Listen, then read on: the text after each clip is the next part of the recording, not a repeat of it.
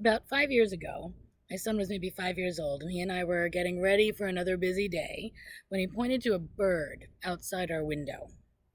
On top of a maple tree sat a blue heron. We were on the second floor of the house, and the tree is down a little bit of a slope, so we had the experience of being eye level with the top of this maple. I don't know if you've ever seen a blue heron. From head to tail, they can be as much as 5.5 feet, with a wingspan of 7 feet. Her neck was fully extended, looking out over the tops of the other trees. She was elegant and still, but so large, we wondered how the branches could be holding her. How was it they weren't buckling beneath her? She was light, balancing perfectly, and the leaves nestled in around her. I considered leaving the room to find my camera, but I didn't want to miss a moment of the gift this creature was offering us by sitting so still, by being so balanced and beautiful on her perch.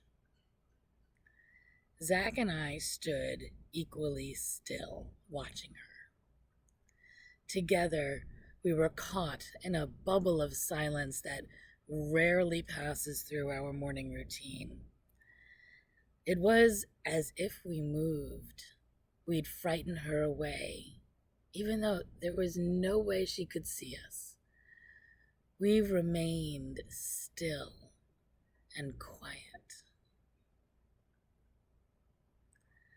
Gracefully, she spread her wings and flew above the trees, long legs reaching behind her. Within moments, we lost sight of her. She flew behind the trees. On our way out, we stopped at the pond on our property, assuming we'd find her fishing for breakfast, as heron, blue, white, and even green sometimes do, but she wasn't there.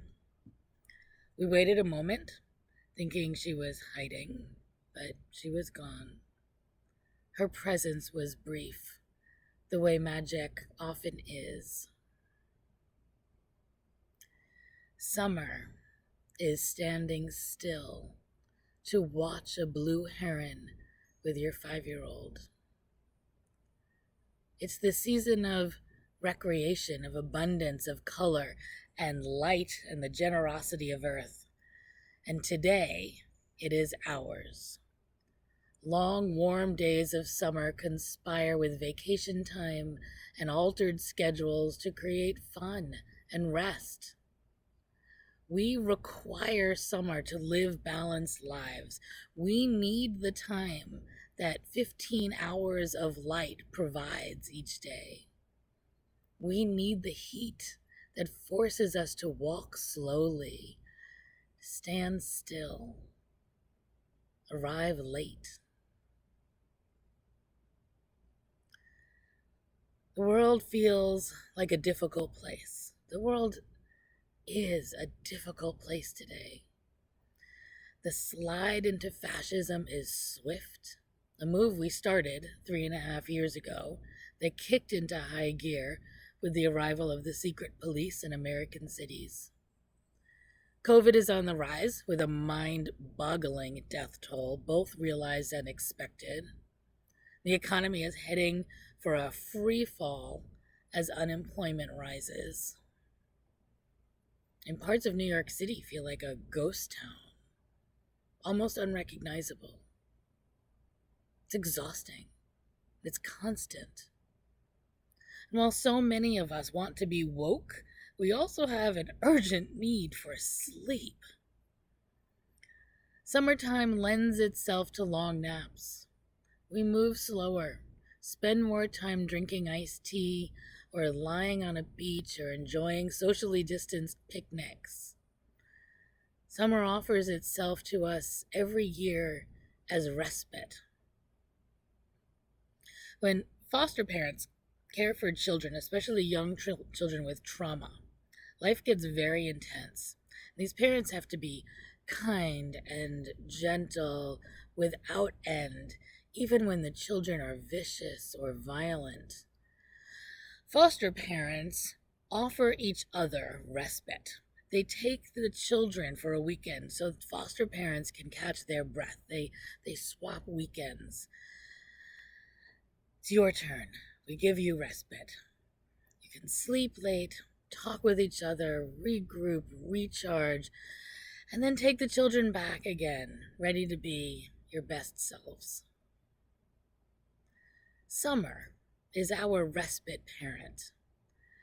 Its warm, long days are an invitation to regroup, recharge. Of course, this historical moment isn't about a traumatized child, unless we're those children. It's really a massive challenge to our core principles, even a threat to our country, and certainly to the most vulnerable among us.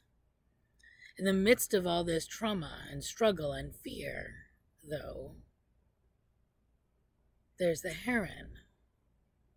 Gorgeous, mindful, balanced, still.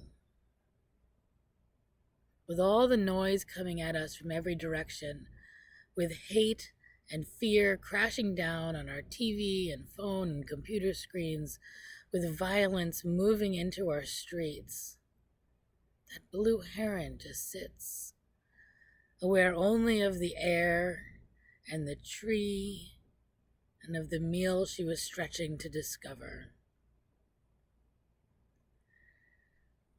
The gift of the heron wasn't simply that she gave me a moment with my son to appreciate natural beauty or serve as a reminder to pay attention to the splendor around me. The gift of the heron was to demonstrate clarity. Nothing is simple. Certainly not an enormous bird sitting on top of a maple tree made more complicated by the fact that her breakfast was likely coming from those glistening fish in my pond. No, life is not simple. But grace is available all the time. In the midst of mind-boggling hatred and ignorance and narcissism, there is elegance. Balance also exists here.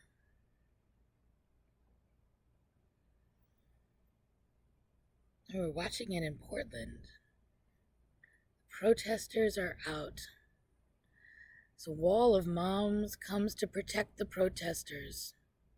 The wall of dads comes out to protect the wall of moms who are protecting the protesters.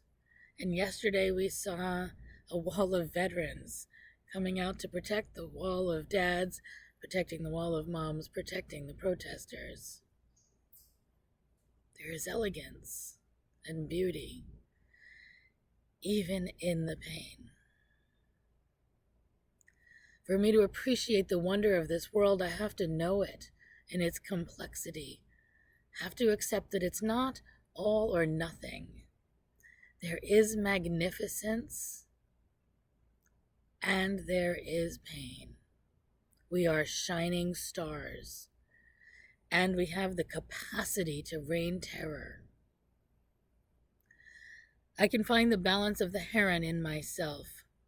I can spread my wings 7 feet and fly over the trees, landing on top of a tiny branch.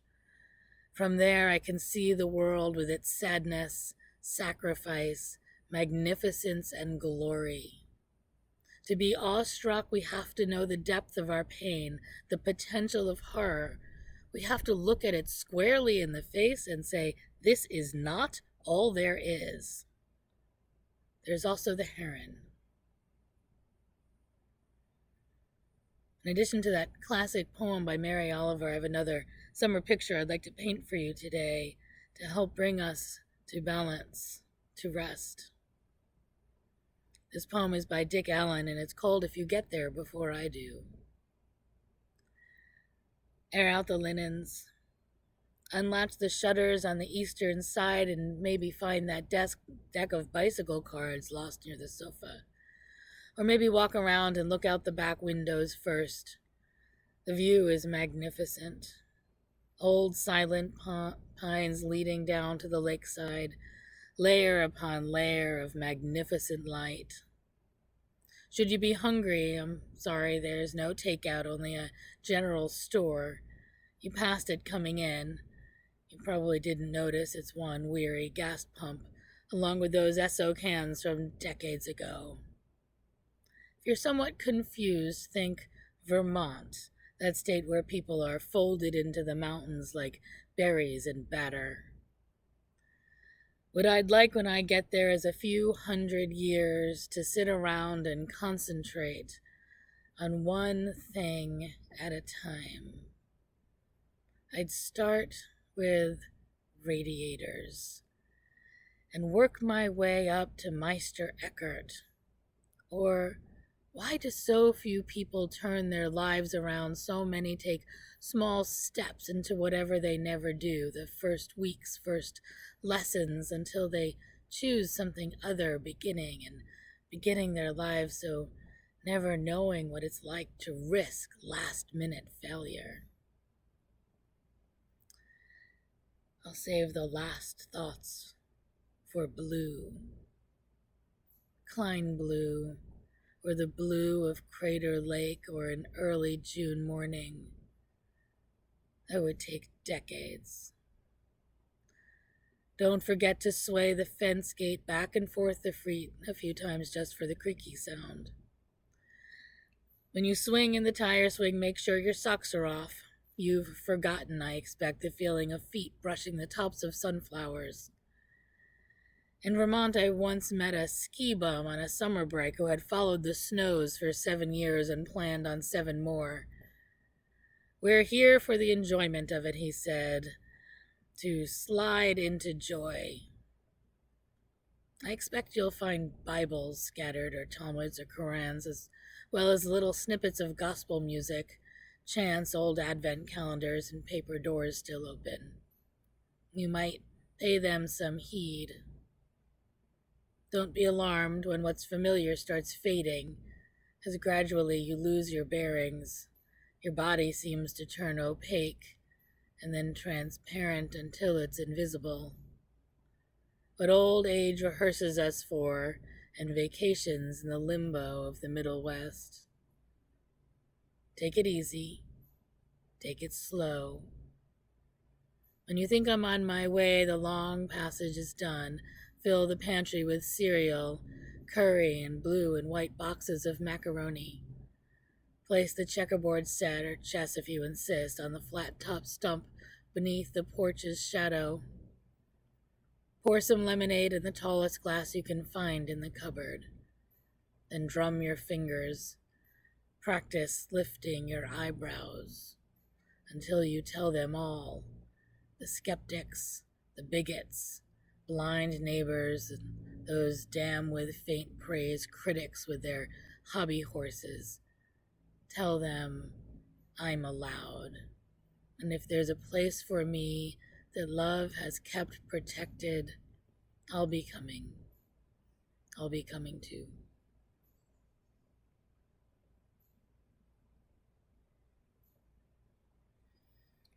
There's so much more to life than the struggle. We need the struggle. We need the fight. Justice is required, and we have all been charged.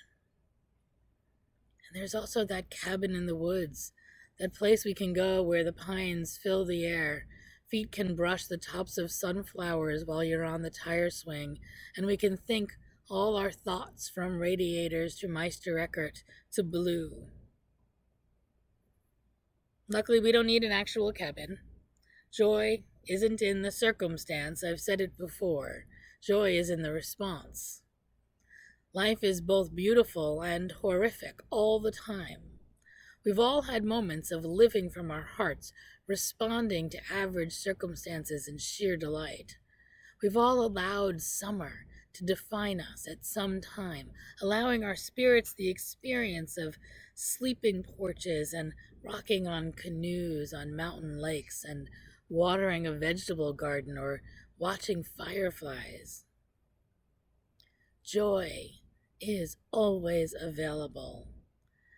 At any time, A heron or hawk or sparrow or wren will fly overhead. We just have to notice. We have to allow summer. So let's lean into summer. Let's allow the beauty of the season to become a source of strength. Allow the sun to warm your skin today. Spend some time at a park watching children play catch. Go for a bike ride. Invite an old friend to meet you on a park bench at an appropriate distance. Or walk slowly through a rainstorm. Breathe deeply. Smell flowers. Taste cherries. Go kayaking or hiking or swimming. Accept the invitation, letting summer become your respite parent. These summer moments freely given are the wellspring of our work. There is much to do in our near future. Rights to fight for and wrongs to protest. A planet to protect and people to value. There's a margin that needs to be made center and a center that needs to be made whole. So we need summertime.